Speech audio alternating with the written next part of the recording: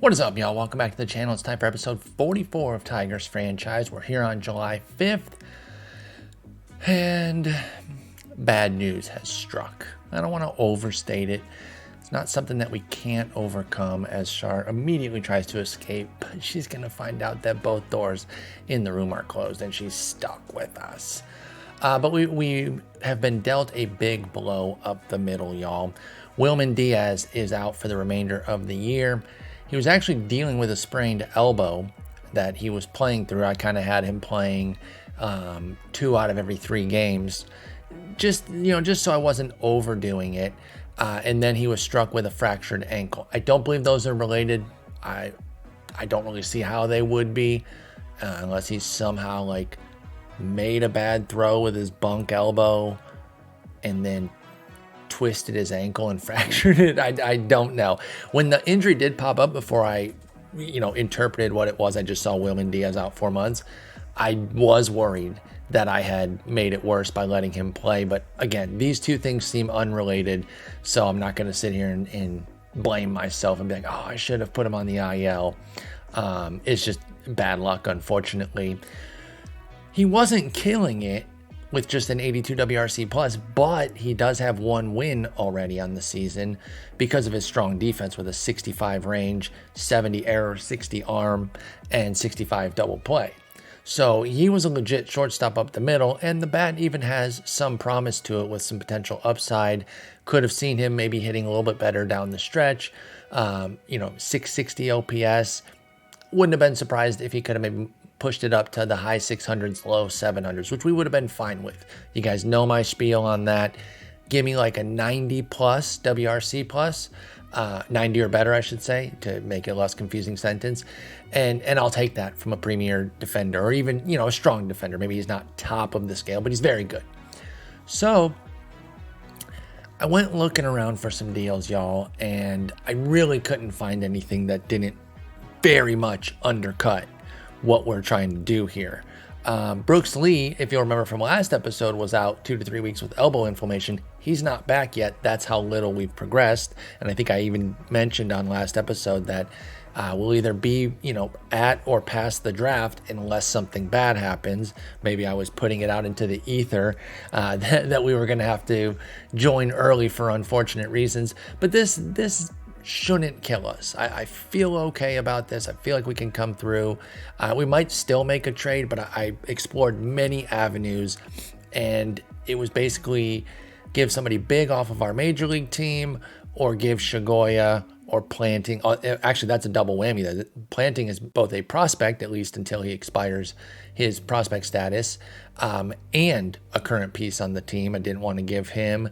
Barella wasn't really being asked for, at least. They stopped short of that. It was more Shigoya and Planting, but it was one of them or somebody big off of our roster. And I just didn't really want to do that. It looked bleaker than it really is when I first checked everything, because Lee is still hurt, but he's now 3 days out from returning here. Yeah, he has 3 days of injury time left, so he's going to be back. We're heading into the All-Star break. We can kind of put him on a rehab assignment, which will be, 1, 2, 3. So he'll come back on Friday. We'll put him on a rehab. Of course, the minors go on break at the same time, so he won't be getting games there. I'm maybe thinking let's try to get him back around the 17th. So we're not going to be that long, about 2 more weeks, not even 2 full weeks without Brooks Lee, so he'll be back.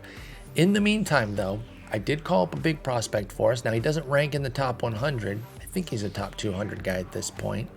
Yeah, Sean Gamble, 149th prospect. He's kind of a big deal for us right now because we made that big challenge trade with him and Conrad Kaysen. And we did also get, Clark Elliott, Chorio, and Acuna with him. And we gave Sarit, who's whatever. He's a free agent and he's broken. So it was really just Kaysen. But that deal has not gone that well for us from a prospect standpoint, at least. Kaysen's the 53rd ranked prospect.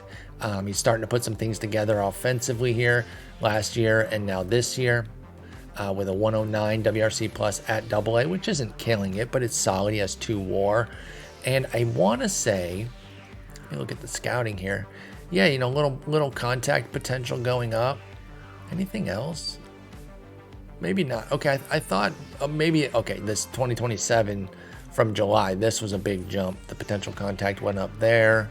Although that was the only thing. Those are all current. So never mind. I thought maybe he had gotten a bit better on the potential than when we traded him. But no, I think this is in line. And, you know, we've talked this deal to death. We're going to continue to follow the two. Of course, he's with Minnesota. But I called up Gamble. He's going to at least be up for the time being until we get Brooks Lee back, and then we'll kind of see what's going on there. He's a captain. He's got 60 range. He's not coming up to play shortstop. We're actually going to move somebody else there, which I'll get to in a moment, and let Gamble play second. But we'll kind of see. You know, just give him a little taste. He was having a really nice year in AAA, 113 WRC plus, already 2.2 WAR as well. So nice to see him having a big year. We're really hoping Gamble can pay off for us. All right, so let's get into it here. I don't think we're going to do a divisional breakdown in this one. I want to put out a little bit of a shorter episode. We've been putting in some long ones. I appreciate those of you that watch them. It's a lot to ask, I know, to be putting out an hour plus. I'm sure a lot of you are like me and you second screen it while you're working and whatnot. I love having OOTP streams up while I'm doing my day-to-day work. You know, kind of look over every once in a while and check in on stuff. But you know, they're almost like podcasts to me in that I'm mostly listening and occasionally looking over and kind of seeing what's going on. So I'm sure some of you do that. And that's why I tried to explain some things at times that you could see on the screen. But if you're not looking at it, which I don't expect people that are just sitting there looking, you know, the full time, that way I can give you the explainer on it. But yeah, we're going to go over a few things with the team. We're going to kind of stay in-house here. We're going to play some games. We should get into, yeah, we're going to get to the break here because we only have 5 games, so we will get those played out. Last game at Minnesota, which we've lost the first 2, and then they hurt Wilman Diaz as well. So even though they're having a shit season, they're playing a little spoiler on us right now, unfortunately.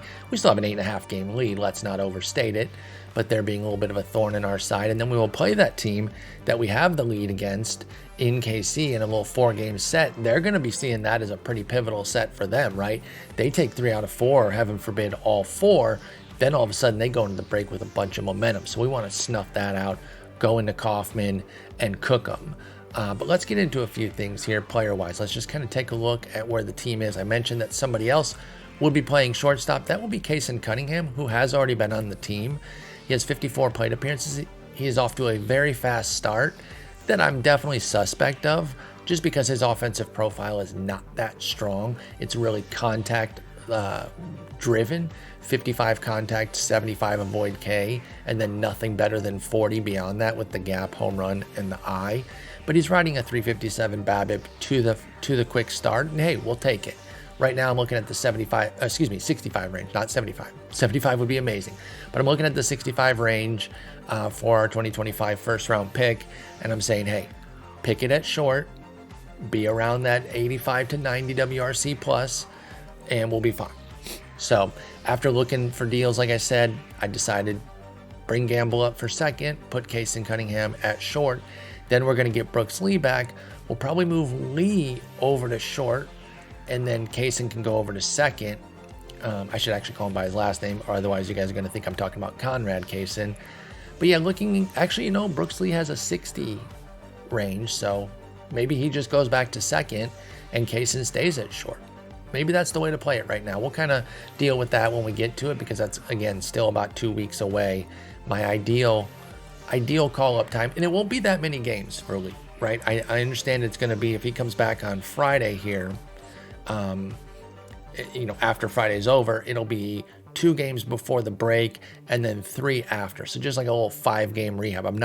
We kind of need him, right? I don't have time to really give him a huge rehab. He was only out 2 to 3 weeks with elbow inflammation, though. I don't feel like I have to give him, you know, 2, 3, 4 weeks down there to begin with. Actually, hitters might only be 20 days, so it might only be 3 weeks max. But anyway, you get my point. So anyway, let's get into the team a bit here. And Planting, you know, has come up and made a big impact. He's at a 120 WRC plus here in 141 plate appearances. Honestly, that's gravy. If he can hit it all, we will take it, because his 70 catcher ability is why he's here and why he's already playing, because we need that behind the dish. bring our pitchers along, be excellent there, and give us what you can at the dish. And he has some upside here too. He's got 10 extra points of potential I and potential gap, as well as 5 on the contact. He could get to 50s in the top 4 categories with a 60 avoid K. That would make him a really, really, really good catcher. But right now he's really found some power with 6 homers in these 35 games. So we love what he's doing. Patrick Bailey is in the backup role. He's got a 91 WRC plus with a 60 catcher ability. We'll take that, especially in a backup situation. All good there. Torque, killing it. Just having a monstrous year. By the way, got a great tip from the comments. I forget who it was. I apologize, but thank you so much for the suggestion. I've been fretting about re-signing one of Green or Torque, if not both, but I have to have one, right? Like it is imperative that we keep one around. And I'm like, we don't have any freaking money. But once push comes to shove after the season, we can zero out the scouting and development budgets and then re-sign them, or maybe not even zero them out, but take a bunch of money off of there, re-sign Torque or Green, and then kind of refigure out these budgets here. Obviously, we don't want them to be zeroed or anything, but we can get that money to play with while we try to figure everything else out. I also realized that we had way too much earmarked for the draft. 13 might still be too much, 13 million, but it was like 22 million. So, I want to be honest with y'all. I did turn on the commish mode to take it down from 22 to 13, and just want to be up front when I do a little commish mode thing there. But that's kind of why I keep it on commish mode instead of challenge, right? Because I'm still trying to craft the best stories and have the most fun with it. I don't want to be locked in. And by the way, I respect people that play challenge mode. You are awesome, but I'm a little baby. I need to be able to get in there sometimes and fix my mistakes or do things like that. So I turned it on for a moment, scraped off that extra 9 mil for us. That was mostly for the deadline so that we can maybe take on some money in a trade too. And that was even before the Wilman Diaz situation. Obviously now it's more front and center because if we need to go get a shortstop, maybe we can take on somebody with some money. But yeah, with that tip about zeroing out the budgets, we should be able to at least figure out Torque or Green, again, if not both. At second, of course, is Gamble. He hasn't played yet. We just talked about him. Gage Workman backing him up. He's been a utility guy for us. He's got 35 contact and avoid K, which just makes life miserable for him. It's going to be really tough. The fact that he has a 77 WRC plus, rarely are you going to hear me touting a 77, but I think that's kind of the high end for him. It's just going to be really tough when you never hit the ball. You have to make contact with the ball to do something. I know it's a novel concept, but he's got a good defensive profile, and that's why he's around. We need him as a utility fielder. And so, 60 range, 65 air, 55 arm, and 60 double play, that's enough to get some playing time and kind of bounce around the infield for us. Oneil Cruz is over at third base. He's up to a 96 WRC plus. He had the breakout year in 2026. I was definitely hoping that it was a sign of things to come. Unfortunately, it really wasn't, and it will probably stand as his high water mark because he dipped down to an 86 last year, and then, like I said, he's at 96 this year. Sorry, y'all. I am checking my phone because I am looking at this Corbin Burns deal. And I was just trying to see if I could figure out what the returns are. Joey Ortiz and DL Hall. Wow, what a huge deal. It's funny because I'm recording this on Thursday, February 1st.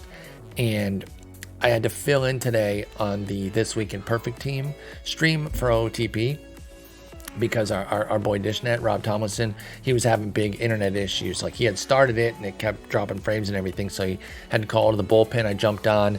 And I think I was talking Heston Kierstead because we put out a card for him today. And I started just talking about the O's and how deep they are. They're so freaking deep. And I was like, far be it from me to sit here and try to critique a team that is in such a good position like them. But why haven't they gone out and made a big move for a Corbin Burns or a Dylan Cease? So literally 8 hours ago, I was railing against them and being kind of tough, because I was juxtaposing it against Cincinnati and how everyone says they need to make a move because they have too much offensive depth. I don't think they need to make a move as much. I think Cincinnati it's okay for you to have like one or two quote unquote extra guys, because things are going to happen, right? Even the Jamer Candelario signing, it was a little weird because they definitely didn't need him. They could have allocated that money into pitching, but I don't think it's egregious or like stupid or anything. But you know, everyone's freaking out that like Christian Encarnacion Strand is currently slated to be on the bench, and so is Jake Fraley, a guy I actually love, but he's a platoon guy anyway. But, you know, oh, they need to trade India for something. India ain't bringing anything back. You know, not a game-changing arm. So anyway, I was like saying, I don't give them as much heat. I think it's fine that Cincy isn't out there making a move. But Baltimore, what are they doing? Because they won 101 games last year. And I know that people can use that as a counter to say, well, they won 101. Why would they need to go out and make a move? Well, because, listen, I love Kyle Bradish. I'm on record. You can find it. You know, I'm not trying to brag. I'm just saying, like, I'm not new to the Kyle Bradish train. I was pumping him up big time last year. He panned out brilliantly. Grayson Rodriguez looked like an ace in the second half, and I believe in that. I think he can really push forward. I've even got some love for John Means. But he's unproven. I do think the new park setup is going to help John Means. But right now it's kind of Bradish and Grayson. And then what do you got? And I was like, with all this depth that they have, they need to go out and make a move. Like, I think it's, you know, almost, you know, ridiculous that they hadn't. And 8 hours later, they're like, okay, dweeb, and watch this. How about we pull this move? And they take Joey Ortiz and DL Hall to get themselves a Corbin Burns. That's a good deal, by the way. I've seen some response to it saying like, oh, they fleeced them and whatnot. I do understand the inclination to think that, only because that trade does not really hurt the O's, right? Especially for present day. Ortiz wasn't going to be starting on the team anywhere. DL Hall was a bullpen piece at most for them right now, even with their rotation not looking great. So I get that. That doesn't mean that they fleeced them though, because that is still talent. Ortiz is a legit middle infielder. Those do not grow on trees, as we're learning here in our sim, as we now look for a middle infielder. And DL Hall, while likely a reliever, is not guaranteed to be. Milwaukee has some good pitching development over the years, so they should give him a shot. That's a nice return for 1 year of Corbin Burns. Corbin Burns is a stud. I love him. But I think this is more win-win. I think too often we're looking for a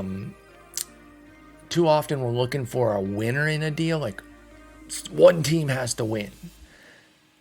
You know, both GMs are trying, right? Like, there's a lot of win-win deals out there where both teams, it makes sense what they did, what they got back. You know, that's obviously the mark of a good deal, is both teams happy with what they got, but a little bummed out by what they had to give. And so, look, just because they have a ton of depth doesn't mean that the Orioles don't think Ortiz and Hall are good. They, of course, can't afford to make that move with their depth, but that's still a good get for the Brewers, and we'll see what else they do there. Sorry for the tangent, but that's a pretty hype move, especially with the hot stove freezing cold lately. Anyway, where were we? O'Neal Cruz, you know, having a decent season. Kason Cunningham, already talked about him, riding a hot streak so far. We'll keep him at short. Evan Carter, man, cannot say enough about this move. We bought low, and we have been rewarded handsomely. He continues to be a stud for us, pacing for another 4.5, 5-win type season. Brilliant defender out there, just an amazing eye with good avoid K in contact. Not a huge home run hitter, but we don't need him to be. You know, get on base, do your thing. He's our leadoff hitter. We love him. Sergio Mendoza in center. Like O'Neal Cruz, it looked like, okay, breakout year in 2026. Here we go. If I'm being honest, though, y'all, I knew that this was not a new level that he was going to live at. I did not expect him to go all the way down to 75 WRC plus the following year, but that's kind of what 45 contact can do. You're just going to be at the mercy of your BABIP. So he went from 330 to 260. Now he's back up to 295 this year. So he's toting a 103 WRC plus, and you already know what I'm going to say. With great defense, we will take that all day. And he plays a brilliant center field for us. So we love Mendoza. And then, of course, the man, the myth, the legend, Riley Green, churns out high-quality 4-5 win seasons. This year, he's already reached that plateau. He's at 4.2 WAR with 77 games played. He's pacing for 8 wins, y'all. That is MVP-style talk. So we love what Riley Green's bringing to the table. He is a god. However, I do want to highlight somebody else, and that's not to take anything away from Green and Torque because they're amazing. That said, it's a little bit expected with them. Maybe not 163 and 162 WRC plus totals respectively. You can't really expect anybody to do that as like a baseline, except for like peak Trout and Pujols and A-Rod type guys. But we expect them to be the centerpieces of our offense.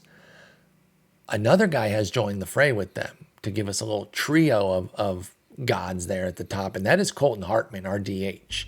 He is really living up to the H part of that. He is hitting like crazy. 156 WRC plus right now, 2.6 WAR, pacing for 5 wins.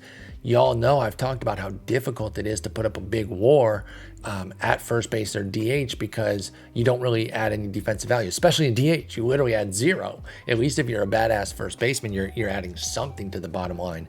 But as a DH, all of it has to come from hitting, and boy, he has been incredible. 16 home runs, 58 ribs, 54 runs, 328, 398, 554, triple slash.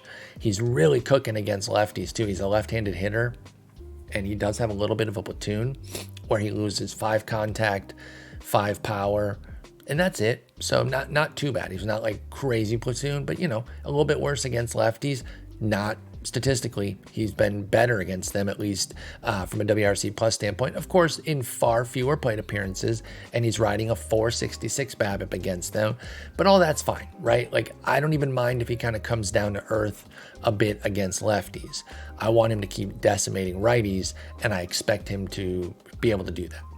Because despite the big 40 avoid K, right? Like, there's going to be trouble with the Ks at times. 60 I, 65 power, and 55 contact against righties. That is a hell of a profile. So I feel really good about what Colton Hartman's doing for us. The 23-year-old is having a true breakout season. He was a 5th-round pick for us in that very first draft of 2023. He's a captain. He's got high everything, including financial ambition, but who cares, You play like this, I'll pay you, brother. I absolutely will. And we do have to deal with the reality that we might lose Torque or Green. And if we lose Torque, then Hartman becomes our first baseman. So, that is at least a nice, a nice piece to kind of cushion the potential blow. I don't want to think about that right now because I'd really like to find a way to keep both. But if we have to lose one, we should probably let the first baseman go versus the outfielder, especially with Hartman emerging the way he is. On the bench, besides Workman and Bailey, we also have Isaac Pacheco. He's got a 133 WRC plus and 112 plate appearances. He's a big strikeout guy, though. He doesn't take walks, so he's kind of at the mercy of what his power can do because he's got a 60 power. That's like kind of his carrying tool. So he has 7 bombs and a 333 BABIP. Having a nice BABIP really helps. He's another captain, too. And then Gamble was, right? Yeah, we got captains for days. Like this team's chemistry better be off the charts. Yeah, they're ecstatic. They love what's going on. We got 3 captains. We got a leader, a spark plug, a prankster. Casey Cunningham in there. He's fit in brilliantly, The 22-year-old, the team has embraced him. He's goofing and gaffing. He's hot-footing people. It's all good. And only Aaron Ashby and Evan Sweeting have a bad relationship with Garrett Bullock, too. So that's not bad. I wish nobody did, but only 2 players and they're relievers. Not so bad. And then Arelvis. We've still got Arelvis here. He starts against lefties, sits against righties. He's been dreadful. 55 WRC plus. It's been a tough one for him. BABIP is down at 226. I think that's really the long and short of it, though. And, if you listen to my podcast for fantasy baseball, I always talk about don't just use BABIP as a luckometer and say, oh, if it's low, they've been unlucky automatically. And if it's high, they've been lucky automatically, right? Like generally, those are the stories. If it's comically low, they've probably been unlucky. And if it's comically high, they're probably running hot. But there's always more to it. Obviously, we don't have like StatCast data and stuff. We can't dig into it here on OOTP for Arelvis, but if you just kind of look at everything else, right? 25% K rate, that's fine. 9% walk rate, it's a little bit above average, and still toting some decent pop. relative to what he's doing. I think he's got, what's he got there? Like a 170 ISO. Do I not have ISO on any of these? Actually, no, his pop sucks. Pardon me on that. So his power's down in addition to the poor BABIP. So it's a combination. So I would say both of those are killing Elvis right now. Bottom line, if he keeps playing, he should regress back toward the mean. And I know that sounds weird to say like regress up, because you think the word regress, you just think down. But, you know, when you're talking about moving back toward the mean, sometimes that's moving back down toward the mean, sometimes moving back up. So he will regress toward the mean. Maybe it's progress toward the mean. I've always debated how to say that because we talk about that all the time in fantasy baseball. But either way, you get my point.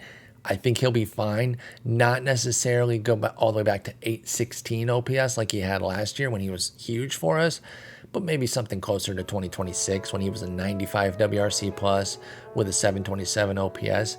Now, that doesn't mean that I think his end of season numbers will get up to that. Usually what you're talking about when you're doing that analysis is that they will be that guy from here forward.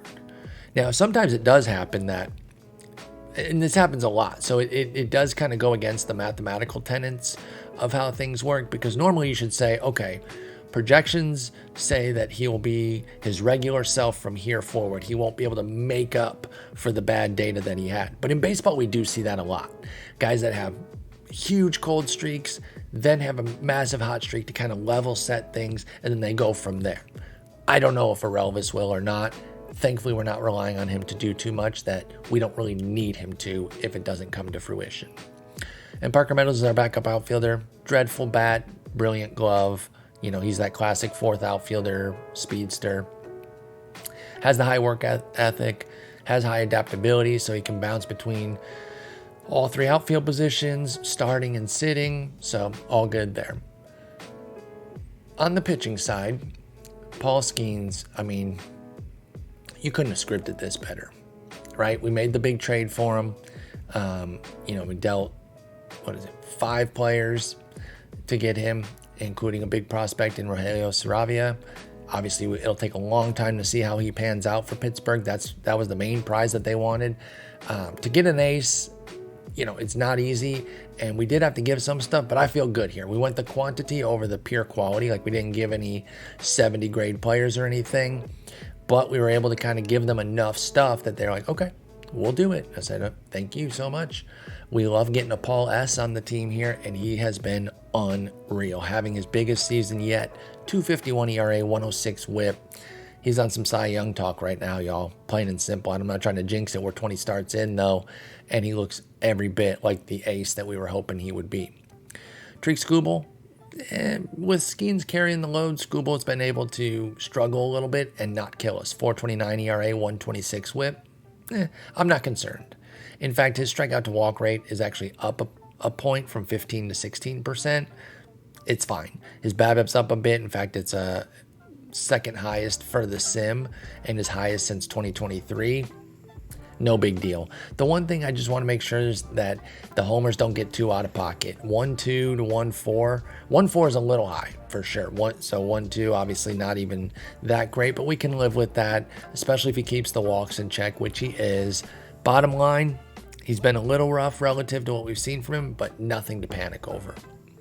Ronnie Enriquez, okay, looks like the streak of sub-3 ERAs is probably coming to an end, but we're not upset about a 371-125 combo. There's absolutely nothing wrong with that. He's averaging 5.3 innings, which isn't too bad. Actually, never mind. I was going to say, is it up? Because I kind of took the reins off of him, but it's actually dead equal to what he did last year. So I was going to try to give him a break and say, maybe giving him more innings per start is why the ERA is up, but that is not how it's playing out, so it's fine. I was surprised when he was able to improve upon the amazing 2026 by having a even better ERA and whip. In fact, he led the league in both for 164 innings. So the fact that he's at 371, 125, I'm not worried about it. If anything, we should be a little bit concerned that he has a 441 FIP because his strikeout to walk rate has dropped from 20% to 13%. But again, I'm not actually concerned about it. He's fine. He needs to be a mid-rotation type guy. That's what he is right now. We're all good. In fact, I should probably switch him and Job just so that, because when you do start the highest rested, that will often skip the fifth starter in times and jump back to the top. And so everybody who's, the higher you are, the more starts you're possibly going to get. Hopefully you guys don't hear the vacuum too loudly there. But Job has actually been quite a bit better than Enriquez so far this year, with 81 innings of a 2.78 ERA. But a 1.25 whip says that ERA is a little fortunate. And I already see where the good fortune's coming from. He has cut his home run rate in half from 0.8, which is already pretty good, to 0.4, which is obscenely excellent. Sorry, I just hit the mic stand. It probably won't last at that clip, but we look at a 356 FIP and we say, even if you're quote unquote just that'll be completely fine for us. So we've got no issues with anything that Jackson Job is delivering. Gavin Stone, it's been bad, y'all. 5.12 ERA, 1.47 whip. Here's the thing. He's getting BABIP to death. And again, I know I was just talking about, with Arelvis, not just looking at BABIP and saying, that's the problem, all set. It requires a bit deeper analysis, but how do you not just look at that and say that that's the root cause of the issues? Because the strikeout to walk ratio is better from 17 to 19%. His home run rate is up, but not an egregious amount, from 0.9 to 1.2. And then you look at the BABIP from 295 to 363. So while it would be lazy to always just look at the BABIP and say if it's high, that's why he's bad, and if it's low, that's why he's good, and then move on, sometimes that is the answer. So while I encourage people to take a deeper look and make sure that checks out, sometimes it's simple. You look at it, you say, a crazy high BABIP is why Gavin Stone is struggling right now. There's reason to believe that he will get better. The 5.12 ERA comes with a 4.01 FIP, and I feel pretty good that Gavin Stone will figure it out and be better the rest of the way. Again, he might not get his composite ERA back into the mid to high threes, but from today forward, I believe he can be that. So today's July 5th. I'm going to make a note here to monitor his ERA from July 5th on. Oh, actually, I should put a note in the game for us to check. Create note, put a reminder, and we'll do it in, 95 days?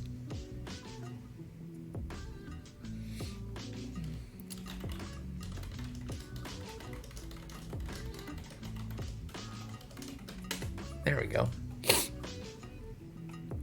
So yeah, we'll check Gavin Stone's ERA from July 5th on just to see how he improves. Obviously, we'll be monitoring him, but I want to actually run the numbers so that we can check from that point and see what happens. All right, so then what else do we have? Oh, expiring personnel. We do have some for the Major League Club and a lot of minor league stuff. Are we about to crash here? Okay. Let me find that real quick. When did we get that?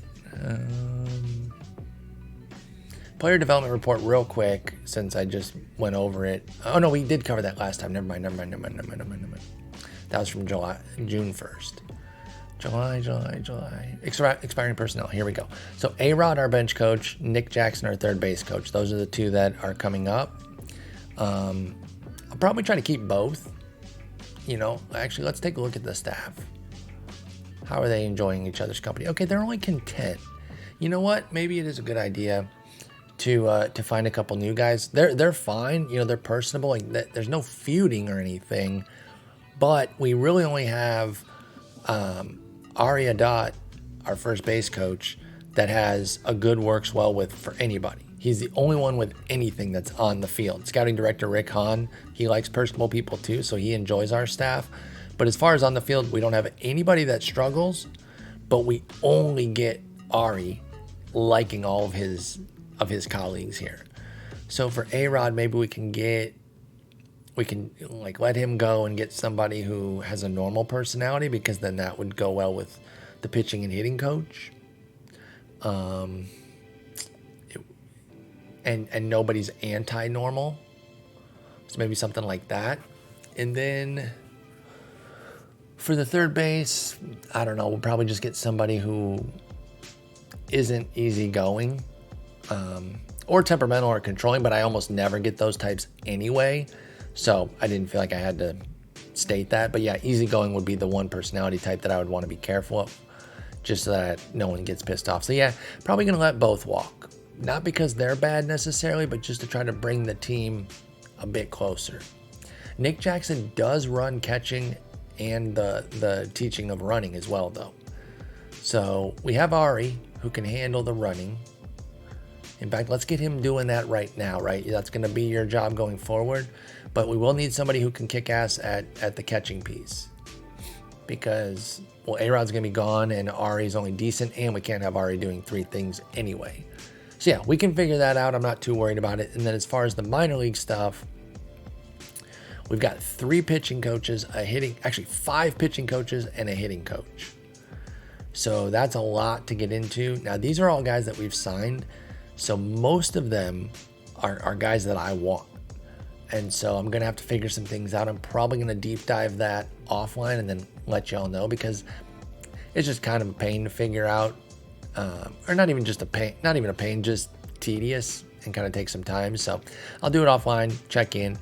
We'll probably try to keep most of these guys, trying to see if there's any of them that we had to sign. Okay, so like Jason Bell at the Complex League, he's not that great. He's got good teach pitching, good development mechanics. That's fine. But he was probably somebody that we just kind of had back in 2026 that we kind of gave a 3-year deal to, and we'll let him walk and try to get somebody big there. But everyone else will probably come back. Yeah, I'm seeing a lot of legend. Josh Conway, he's triple good with an excellent. Okay, so some of the lower pitching coaches. George Fennell, I'm used to him. I've had him in other sims. Yeah, he's pretty good. Although he's only good at teaching pitching. Okay, so maybe more of these guys than I thought. Okay, might have some more turnover than I expected. Okay, what else then? Owner goals. We're doing pretty well on the owner goals.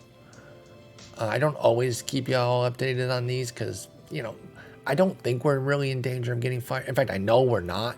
We have excellent reputation. We've had success, so I'm not that worried. Obviously, I don't want these to all be blood red to where the owner hates us, but he's pretty happy with what we're doing.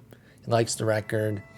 Although he was a little stupid about the Edwin Diaz thing, because he wanted us to bring in an all-star. He's like, Edwin Diaz wasn't exactly what I had in mind. Oh, I'm sorry, a 5-time all-star closer who is amazing, not good enough for you? Shut up, dummy. That's what I say. Increase attendance. He's pretty happy with that going. Build a farm. Now, he wants a top 6 farm. That's lofty.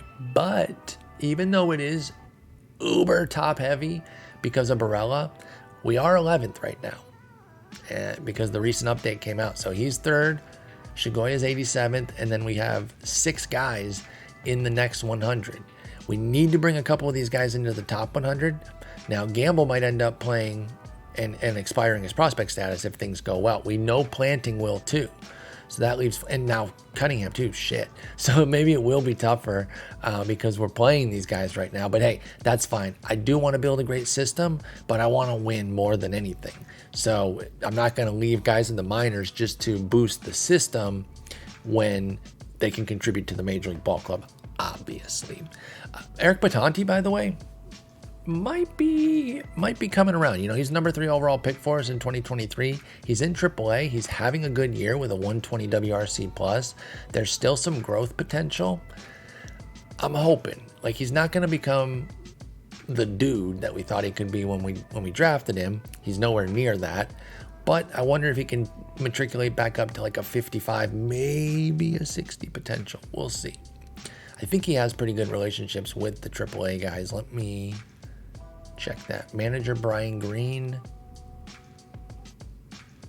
He feels pretty indifferent about Batante with an average. What about the hitting coach? Jingbo. It has a good relationship. In fact, I think I knew that because that was part of why I called him up to AAA. So that's good.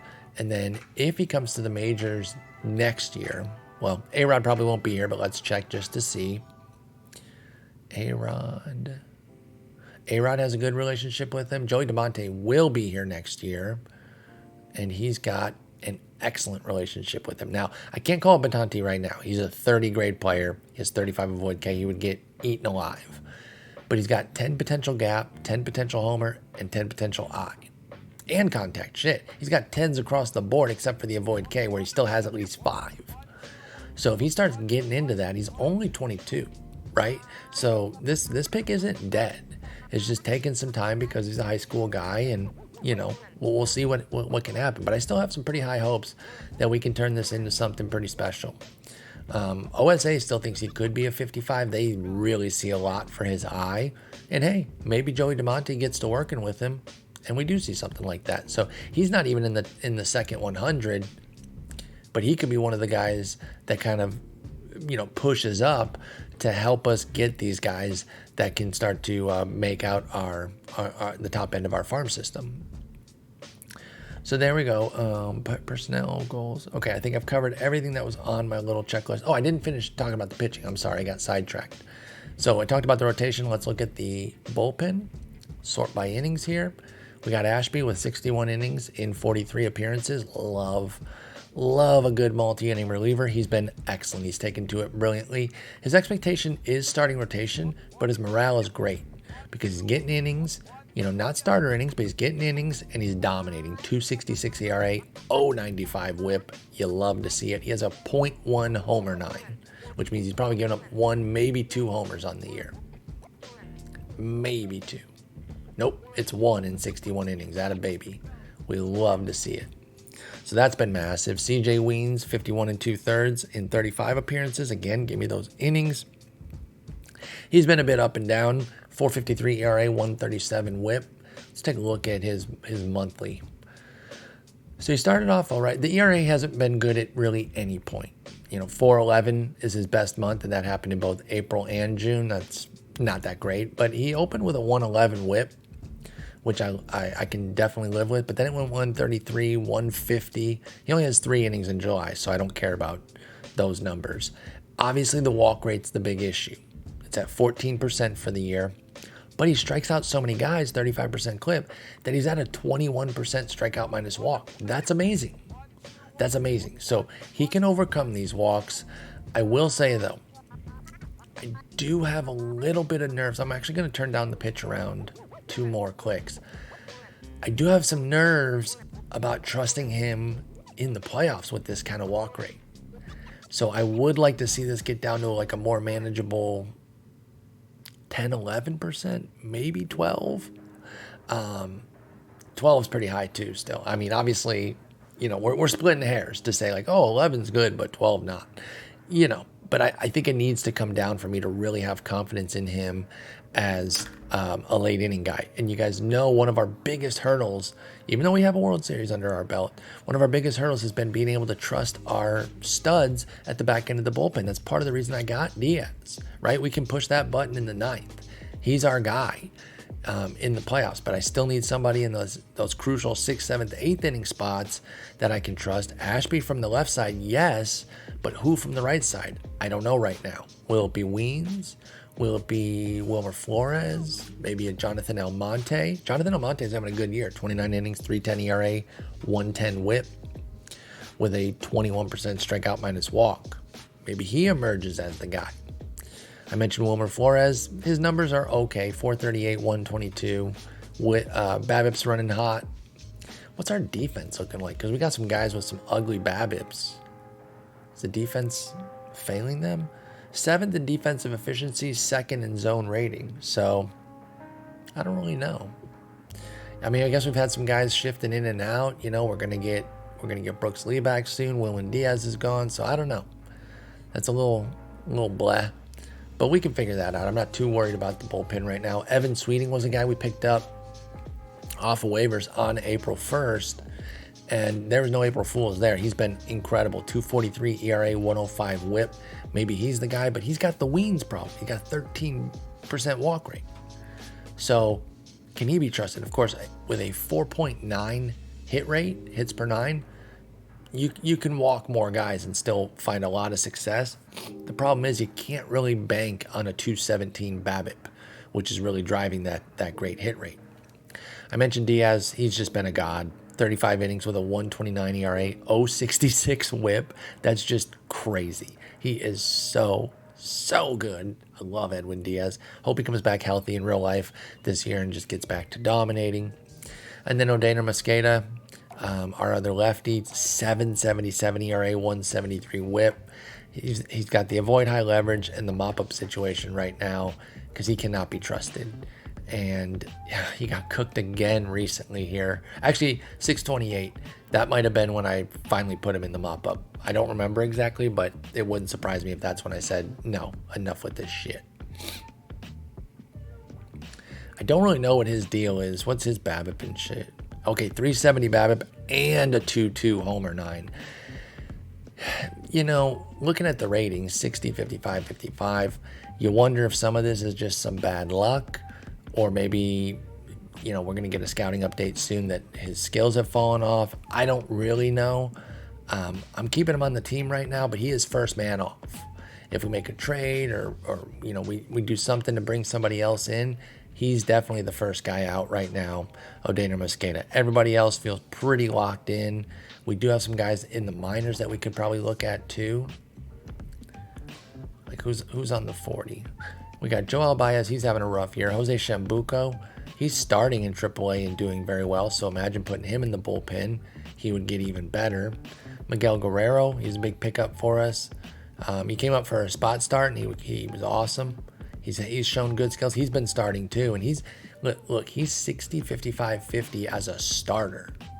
So if we put him in the bullpen, he's going to be awesome. The thing is, he's a righty, and so right now the left-handedness, as it often does with left-handed pitchers, is saving Mosqueda. That is definitely what's keeping his role, because he's the only other one with Ashby, right? Yeah. So we also have Skubal as a starter, of course, but I'm talking out of the bullpen. We've got our ace lefty in Ashby, and then we want to have a nice secondary, but right now that is not happening. So clock's ticking on Mosqueda. We'll see what's going on. I'm taking a look at the waiver wire here. Harold, I mean, it says Dunn. I don't know if it's Donne or something like that. Maybe it is just Dunn as his last name. He's not a lefty. If he was a lefty, I'd be interested. Frankly, I don't know why Miami is waiving him. They suck. Like, they're having a really bad year. But he's been awesome. So at the very least, they should be trying to trade him. That frustrates me, as you all well know. Oh, what about Ross Dunn here? Okay, he's a 60, 45, 45. He is a lefty. I guess the thing for me is I don't know if I have any reason to believe that he'll be that much better than Mosqueda. I'll scout him. I mean, by then he'll have cleared waivers, I'm sure, or gotten picked up by somebody else. But we'll scout him and we'll see if maybe the movement and control are a little bit better. Then we could feasibly trade for him. I don't know. I'm not that concerned with it. Nobody else really jumps out. There's a couple other lefties, but they're not very interesting. So right now we're riding with this squad. I feel pretty good about where we're at. Let's go ahead and finish out the first half of games here. Let's see if we can salvage one against Minnesota at Target. Well, Wednesday afternoon tilt before we head over to KC. And we win 8-6. There we go. Love to see it. Riley Green goes yard on a 4-hit day with 3 runs and 3 ribbies. Have a game, baby. Man, they went crazy with the doubles. 1, 2, 3, 4, 5, 6 doubles for them and 2 bombs for Buxton. So they had some big offensive performances. It just wasn't quite enough. And we got the dub. Hey, look at Mosqueda getting the save. That's not really avoiding high leverage and mopping up, but he might have just been who was left too, you know? So I'm not trying to like crap on the game for that, because sometimes you got to go with who's available. Although I do see that Wilmer Flores has 100%, stamina. So maybe he should have been used. But I'll tell you what. Actually, let's give the game the benefit of the doubt. If he faced lefties, Mosqueda came in to face Barger, who is a lefty. Okay. And then it was two righties after that, but he came in to get the lefty, gives up a double to O'Neill, and then gets Aliendo to fly out. So it's not the end of the world. Maybe it builds a little confidence for him. All right, we're off to KC for a 4-pack. Again, they're the closest team to us, but they're 9.5 back. A couple episodes ago, we opened with them ahead of us, and they've fallen on some hard times since then while we've emerged. They went 10-16 in June, but they're off to a fast start here in July at 4-1. I don't want to lose to them. So when I say this, it's not like I'm wanting it to happen. But again, this is very pivotal for them, where if they are able to cook us and take 3 or 4 of these, then all of a sudden we got a race. Oh, I was scouting some guys. I scouted Dairo Perez. He was very expensive from the Yankees. Understandably, he's a 70 grade player, but they just wanted the world for him. Oh, here's that Ross Dunn guy. He made it through waivers, and he's in the minors. He doesn't get any better. His stuff went down, but that's because they're starting him in the minors. And then Reese Olson I was scouting because he's back from injury. Oh, his stamina went up. Oh, that's nice. Oh, yeah, that's right. Because after the injury, we saw that his stamina went down 15 points. And we're like, okay, well, he's back to being, or not back to being, he's now a full-time reliever. And he gets the extra 5 points, and now he can at least start again. So that's cool, because I've had it before where they suffer an injury, they lose the big stamina, and they never come back from it. They just stay a reliever. So good for Reese Olson there. All right, let's see what happens in this 4-pack, and then we'll wrap up. Maybe we'll come in under an hour. And I know a lot of y'all like the longer episodes, so I'm not, trying to make a bunch of shorties here, but I think the last several have been pretty long, so I just want to kind of do a relative quickie. I know 56 minutes still isn't that quick, but when all of them have been going well over an hour pretty easily, I figure we'll downshift with a shorter one. Gavin Stone wins game 1, 9-2 victory. Very nice work there. We beat up their bullpen a bit. Ethan Small was okay. Gavin Stone with a good one. He still gave up 8 hits in 5 2/3 though, so he's still getting kind of BABIP'd up. Look at Edwin Diaz with 2 1/3 on his 30 stamina. Atta baby. Don't go too hard though. I don't want you getting hurt. Game 2, little Friday night action here in KC, and we get 6-4 win. And Brooks Lee is back. Let's go ahead and throw him on the rehab assignment.